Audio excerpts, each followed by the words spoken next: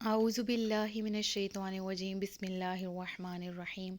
یا صاحب الجمال و یا سید البشر من وجهک المنیر لقد نفر القمر لا يمكن الثناء كما كان حقه بعد از خدا بزرگ توئی قصہ مختصر۔ جزا اللہ عنا سیدنا و مولانا محمد صلی اللہ علیہ وآلہ وسلم ما هو اہلہ۔ یا رب لک الحمد کما ینبغی لجلال وجہک وعظیم سلطانک، رب اشرح لی صدری ویسر لی امری واحلل عقدۃ من لسانی یفقہوا قولی، رب زدنی علما، رب زدنی علما، رب زدنی علما۔ السلام علیکم ورحمۃ اللہ وبرکاتہ۔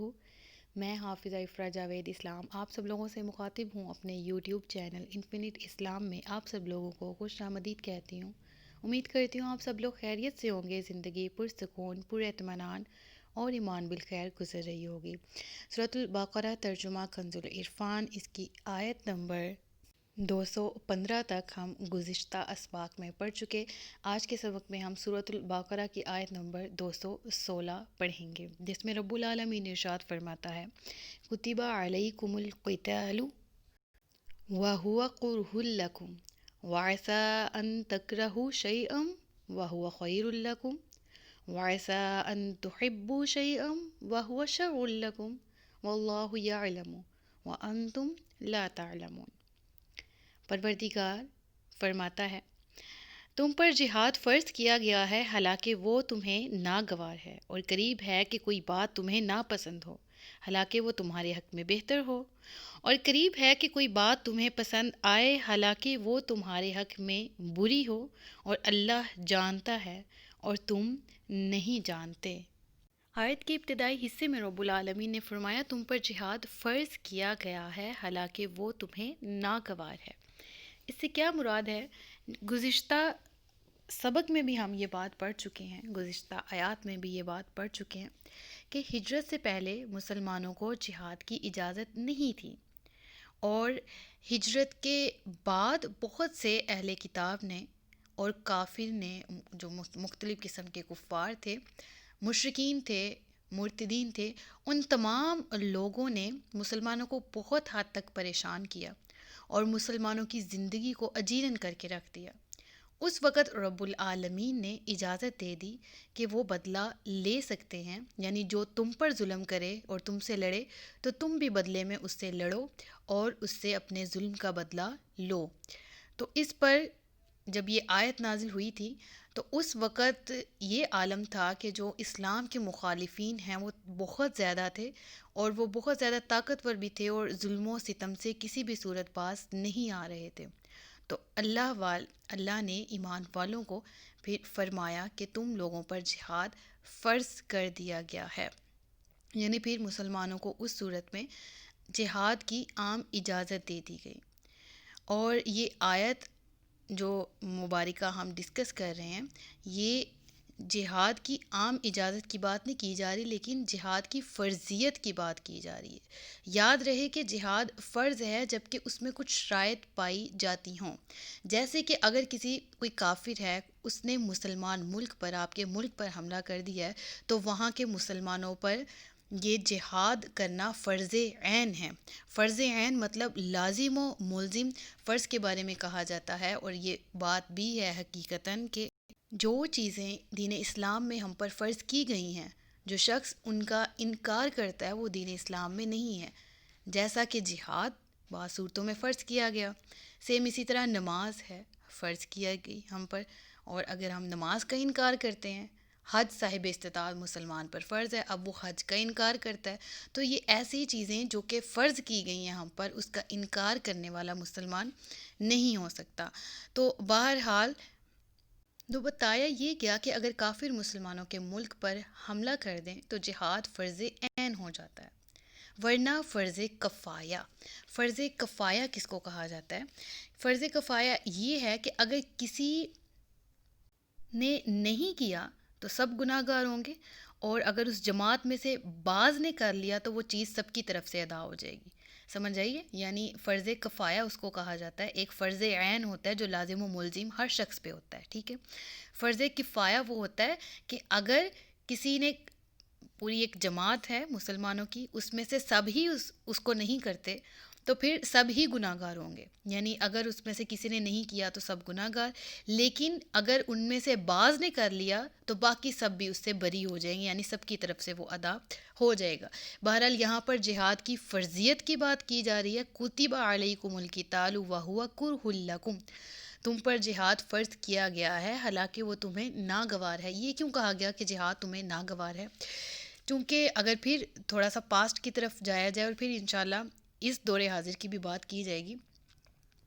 تو رب العالمین نے جب حکم نازل کیا یہ کہ اے مسلمانوں تم پر راہ خدا میں کفار سے جنگ کرنا فرض کر دیا گیا ہے، تو مسلمانوں کو جہاد جب ان پر فرض کر دیا گیا تو ظاہر سی بات ہے وہ مسلمان جن کو ابھی جہاد کی عادت نہیں تھی، کیونکہ اس سے پہلے یعنی ہجرت سے پہلے مسلمانوں کو اجازت ہی نہیں تھی جہاد کرنے کی، تو اب ان کو عادت بھی نہیں تھی. تو چونکہ جنگ میں جانی اور مانی، جو مالی قربانی ہے، رجوع کرتی ہوں مانی کہہ دیا، جانی اور مالی قربانی کرنا ہوتی ہے، تو ظاہر ہے یہ نفس پر بہت زیادہ شاق گزرتا ہے، مشکل گزرتا ہے. اور گزشتہ جو ہم اگر ہسٹری کی بات کریں تو ظاہر سی بات ہے مسلمانوں کو جہاد کی عادت بھی نہیں تھی. تو جب یہ حکم دیا گیا تو پھر ساتھ یہ بھی کہا کہ ہاں ضرور تم پر یہ لازم ہے کہ تم رب العالمین کے حکم پر اپنا سر جھکا دو، کیونکہ ممکن ہے کوئی چیز تمہیں ظاہری طور پر ناگوار اور مشکل لگ رہی ہے لیکن حقیقت میں وہ تمہارے لیے بہتر ہو، اور ممکن ہے کوئی ایسی چیز جو تمہیں بھلی معلوم ہوتی ہے مگر دراصل وہ تمہارے لیے مصیبت ہو. لہٰذا جب اللہ کا حکم آ جائے تو پھر کیا، کیوں، کیسے، اگر مگر، یہ مشکل ہے، یہ ناممکن لگ رہا ہے وغیرہ، یہ ساری چیزیں نہیں کی جاتی. صرف رب العالمین کے حکم پر سر کو جھکایا جاتا ہے، کیونکہ وجہ بھی بتا دی گئی اس آیت میں کہ جو ہمیں لگ رہا ہوتا ہے مشکل ہے، ہمیں لگ رہا ہوتا ہے پاسبل نہیں ہے، ہمیں لگ رہا ہوتا ہے کہ یہ جو ہے وہ کام مجھ سے نہیں ہو سکتا، تو وہ حقیقتاً جو تم لوگوں کو اپنے حق میں بہتر نہیں لگ رہا ہوتا، بعض اوقات وہ رب تعالیٰ کی طرف سے اس میں بہتری رکھی ہوتی ہے، اس لیے کہ اللہ نے حکم دیا اس چیز کا. اور اگر اللہ کسی چیز سے منع کر رہا ہے، ظاہری طور پہ لگ رہا ہے کہ نہیں اس سے منع ہونا میرے لیے مشکل کام ہے، لیکن آپ رب کی رضا حاصل کرنے کے لیے اس کام سے اپنے آپ کو بچا لیتے ہیں جس کام سے رب العالمین نے آپ کو منع کیا، تو پھر اللہ کہتا ہے کہ ممکن ہے کہ جو تمہیں لگ رہا ہے کہ یہ کام تمہارے حق میں بہتر نہیں، حقیقتاً وہ بہتر ہو، کیونکہ ہم نہیں جانتے، اللہ ہمارے حالوں کو خوب جانتا ہے. اور اس کی مثال بہت عام کر کے سمجھائی گئی، اور میں بہت عام الفاظ میں اگر یہ کہوں کہ ایک شخص اگر بیمار ہے تو اس کو ممکن ہے کہ جو انجیکشن دیا جا رہا ہے، جو دوا دی جا رہی ہے، وہ ظاہر سی بات ہے نہیں قبول، قابل قبول، طبیعت پر گراں گزرتا ہے کہ وہ میڈیسن کھائے، دوائی کھائے، لیکن وہ میڈیسن کھانا ضروری ہے.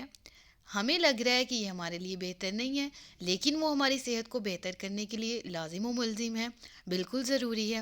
اسی طرح سے اگر سٹارٹنگ میں ہی بیماری کے اس کی دوا کھا لی جائے تو اس کو اس کے بڑھنے کا اندیشہ ختم ہو جاتا ہے، کم ہو جاتا ہے. تو اگر اسی طرح سے جب ہم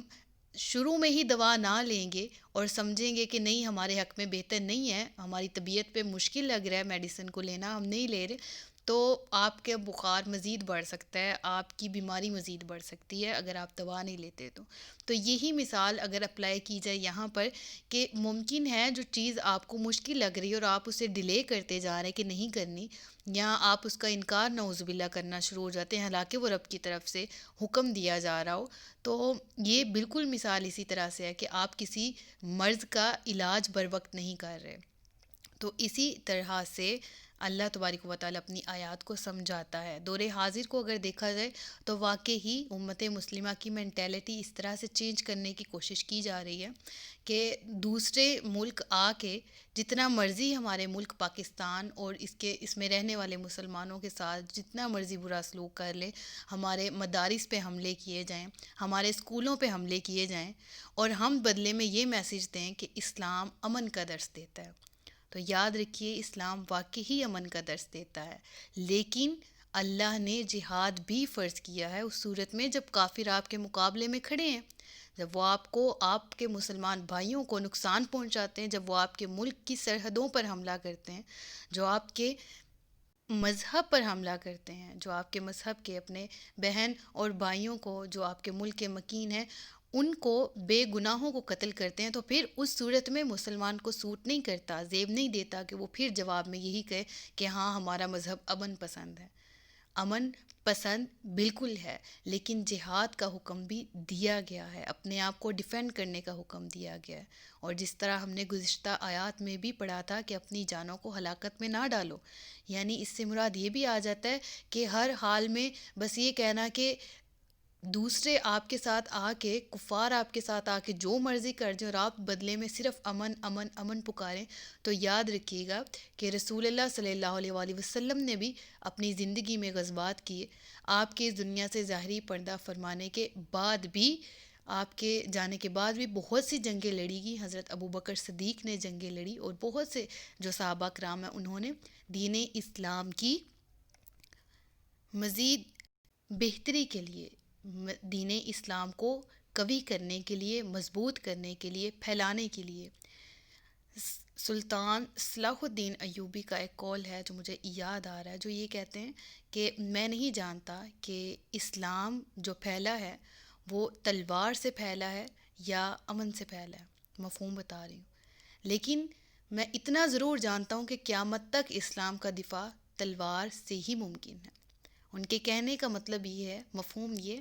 کہ آگے جا کے پرفتن دور بہت زیادہ بڑھ جائے گا، اور مسلمان جب تک اپنے آپ کا ڈیفینڈ کرنا، اپنے آپ کا دفاع کرنا نہیں جانتے، تب تک مسلمان یوں ہی سر عام مار دیے جائیں گے، سر عام ان کو قتل کر دیا جائے گا۔ تو مسلمانوں جاگو، اپنے آپ کی حفاظت کرو، اپنے مسلمان بھائیوں کی حفاظت کرو، اپنے ملک کی حفاظت کرو، اور جہاد سے نہ گھبراؤ،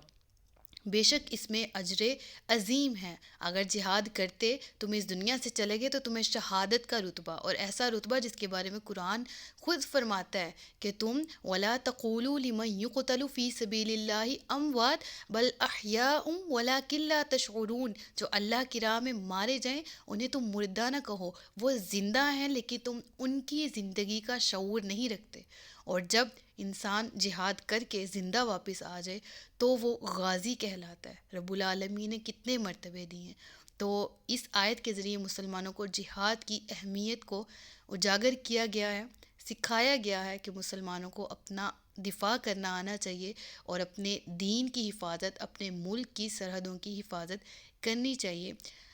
صدق اللہ العلی العظیم و صدق رسولہ النبی الکریم ونحن علی ذلک من الشاہدین والشاکرین